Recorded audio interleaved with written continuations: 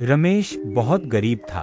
रोज सुबह सूरज निकलने से पहले उठता, फटी हुई चप्पल पहनकर मजदूरी करने निकल जाता, दिन भर ईंटें ढोता, पसीना बहाता। लेकिन शाम होते होते उसके मन में एक ही बात रहती, इतनी मेहनत के बाद भी मेरी जिंदगी नहीं बदल रही। वह हर किसी से शिकायत करता, किस्मत को कोसता और धीरे धीरे खुद पर भरोसा खो चुका था। वह अक्सर कहता, मेरी जिंदगी में कुछ भी अच्छा नहीं हो सकता।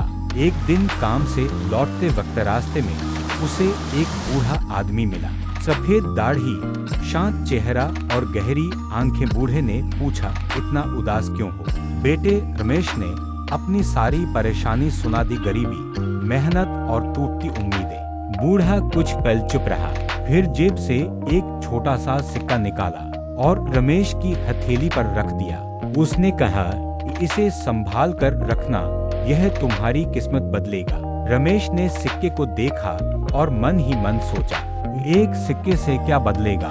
न पैसा आएगा न इज्जत। फिर भी उस बूढ़े की आंखों में कुछ ऐसा था कि रमेश ने सिक्का फेंका नहीं, चुपचाप जेब में रख लिया।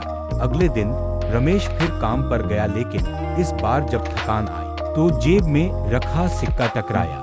उसे याद आया, यह मेरी किस्मत बदलेगा। पहली बार रमेश ने शिकायत नहीं की। उसने खुद से कहा, अगर मेहनत कर ही रहा हूँ तो पूरी ईमानदारी से करूँ।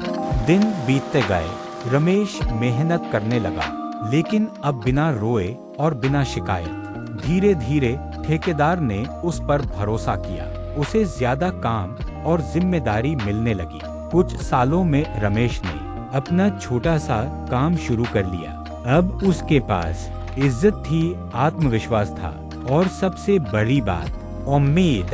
एक दिन उसी रास्ते से गुजरते हुए उसे वही बूढ़ा आदमी फिर मिला।